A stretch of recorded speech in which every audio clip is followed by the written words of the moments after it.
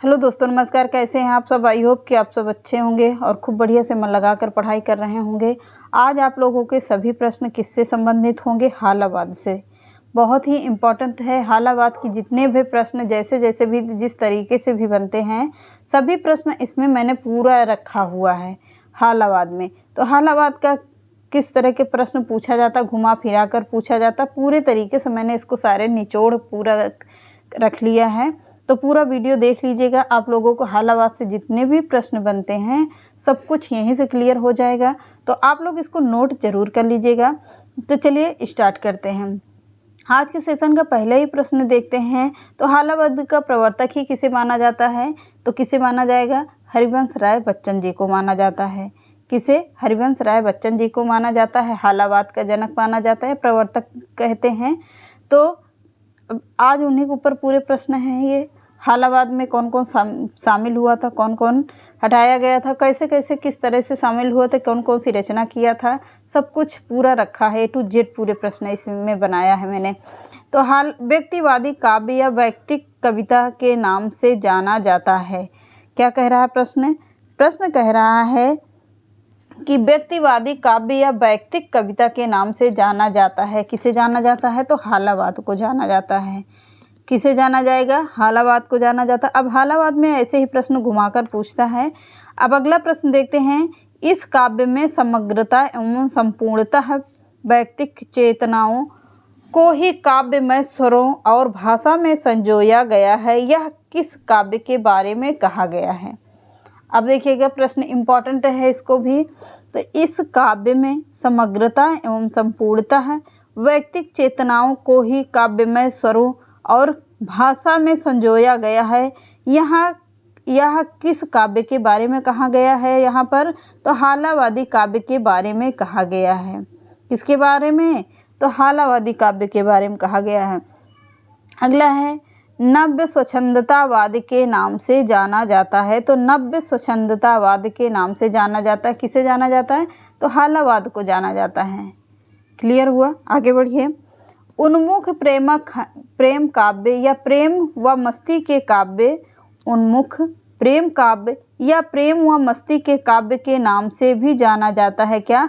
हालावादी काव्य को जाना जाता है। किसे? हालावादी काव्य को जाना जाता है।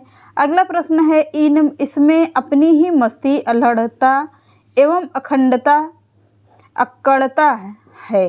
किसमें है? तो प्रश्न फिर से देखिएगा। इसमें अपनी ही मस्ती है, अल्हड़ता है एवं अक्कड़ता है। अक्कड़ता मतलब कि उसमें गुस्सा है। किसमें है? तो हालावादी काव्य में है। क्लियर हुआ? आगे बढ़िए। अगला है, हालावादी काव्य पर किसका प्रभाव है? तो हालावादी काव्य पर फारसी साहित्य का उमर खय्याम का प्रभाव है। किस पर? हालावादी काव्य पर। हालावादी काव्य पर किसका प्रभाव है? तो फारसी साहित्य का है, उमर खय्याम का है। अगला है, क्षयी रोमांस का कवि किसे कहा जाता है? तो क्षयी रोमांस का कवि कहा जाता है हरिवंश राय बच्चन जी को कहा जाएगा। किसे? हरिवंश राय बच्चन जी को कहा जाता है।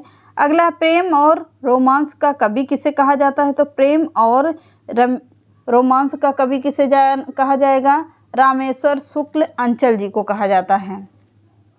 किसे? रामेश्वर शुक्ल अंचल जी को कहा जाता है। क्या? प्रेम और रोमांस का कवि कहा जाता है। अगला प्रश्न देखते हैं। अब अगला प्रश्न है, मानसलवाद के प्रवर्तक माने जाते हैं। तो मानसलवाद के प्रवर्तक किसे माना जाता है? रामेश्वर शुक्ल अंचल जी को माना जाता है। क्या? मानसलवाद के प्रवर्तक माना जाता है। अगला, इनमें इसके काव्य में रोमांस तो है, लेकिन क्या है? निराशा और दुख जनित है। किसके? रामेश्वर शुक्ल अंचल जी के काव्य में क्या है? इनमें काव्य में रोमांस भी है और क्या है? काव्य भी है, पर कैसा काव्य है? निराशा और दुख जनित काव्य माना जाता है। किसने कहा है? तो नरेंद्र शर्मा ने कहा है। अगला प्रश्न है, हालावाद के प्रवर्तक माने जाते हैं। तो हालावाद के प्रवर्तक कौन माने जाते हैं? हरिवंश राय बच्चन जी माने जाते हैं। हरिवंश राय बच्चन कौन थे? अमिताभ बच्चन जी के पिता थे। कौन? हरिवंश राय बच्चन जी। अगला है, हालावाद का समय काल माना गया है या माना जाता है। तो हालावाद का समय काल माना जाता है कब से कब तक? 1933 से लेकर 1936 तक माना जाता है हालावाद का समयकाल। अगला, हालावादी कविता के वैयक्तिक कविता किसने कहा है? तो हालावादी कविता को वैयक्तिक कविता किसने कहा है? डॉक्टर नागेंद्र ने कहा है। किसे? हालावादी कविता को वैयक्तिक कविता किसने कहा है? अगला है, वैयक्तिक कविता छायावाद की अनुजा और प्रगतिवाद की अग्रजा है। वैयक्तिक कविता छायावाद की अनुजा और प्रगतिवाद की अग्रजा है। यह कथन किसका है? तो यह कथन किसका है? डॉक्टर नागेंद्र का है। किसका होगा? डॉक्टर नागेंद्र का है। अगला है, हालावादी काव्य को मस्ती, उमंग और उल्लास की कविता किसने कहा है? तो हालावादी काव्य को मस्ती, उमंग और उल्लास की कविता किसने कहा है? हजारी प्रसाद द्विवेदी ने कहा है। किसने? हजारी प्रसाद द्विवेदी जी ने।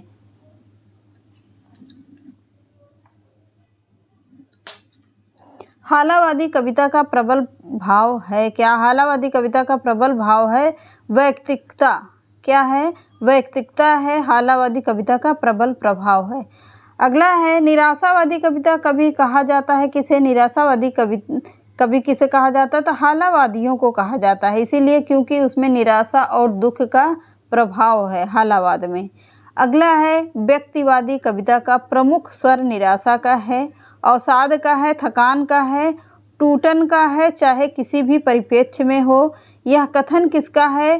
तो डॉक्टर रामदरस मिश्र का है। फिर से देखिएगा, व्यक्तिवादी कविता का प्रमुख स्वर निराशा का है, अवसाद का है, थकान का है, टूटन का है, चाहे किसी भी परिप्रेक्ष्य में हो।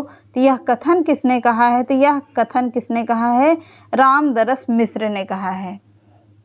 अगला है, व्यक्तिवादी गीत कविता की सभी प्रवृत्तियां प्रेम, निराशा, वेदना, सामाजिक चेतना जिसके काव्य में लक्षित होती है वह होती है आरसी प्रसाद सिंह के। किसमें?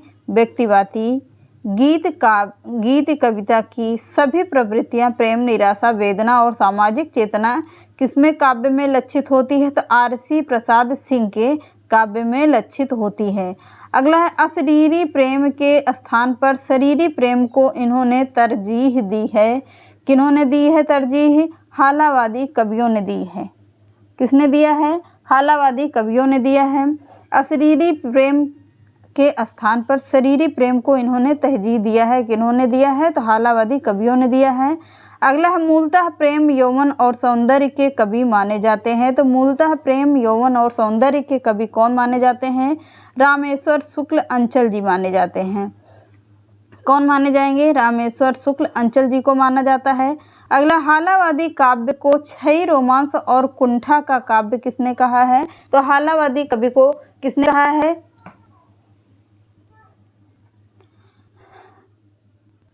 कुंठा काव्य किसने कहा है? तो डॉक्टर हेतु भारद्वाज ने कहा है। अगला, हालावाद प्रचलित कब से हुआ था? तो हालावाद प्रचलित हुआ था बच्चन की मधुशाला से।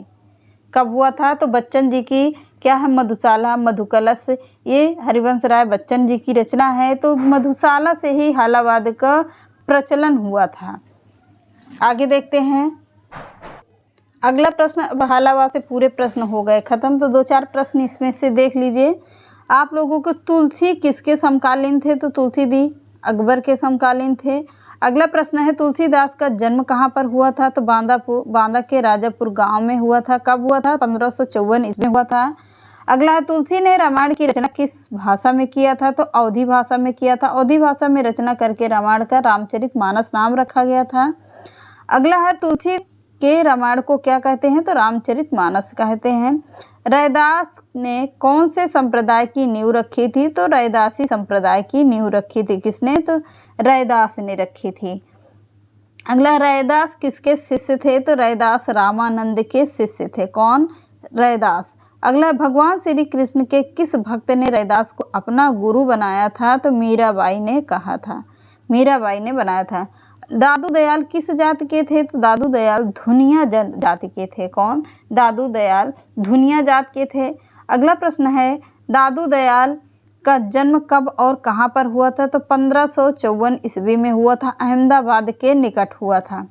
अगला प्रश्न है, किस मुगल शासक ने दादू दयाल को धार्मिक चर्चा के लिए फतेहपुर सीकरी आमंत्रित किए थे? तो किसने किया था? अकबर ने किया था। इसी में एक पंक्ति कही थी, बहुत ही अच्छी इंपॉर्टेंट पंक्ति है, आवत जात पनहिया टूटी, ऐसे ही कुछ करके पंक्ति है, ध्यान नहीं आ रहा। इसी दिन आप लोगों को बता देंगे कि वो पंक्ति कौन सी थी जिसने दादू दयाल ने रचना किया था। कब किया था? जब अकबर ने फतेहपुर सीकरी किसे बुलाया था? दादू दयाल को बुलाया था।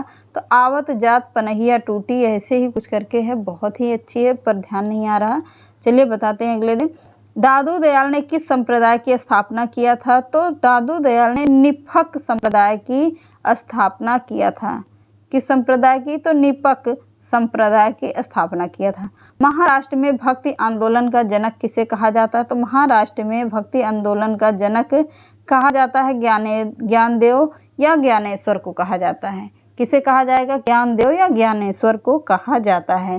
तो चलिए अब आज का प्रश्न आप लोगों को कितना हो गया? 37 हो गए। प्रश्न बहुत ही इम्पोर्टेंट थे, फटाफट से इसको भी नोट कर लीजिएगा। चलिए मिलते हैं नेक्स्ट क्लास में। नमस्कार।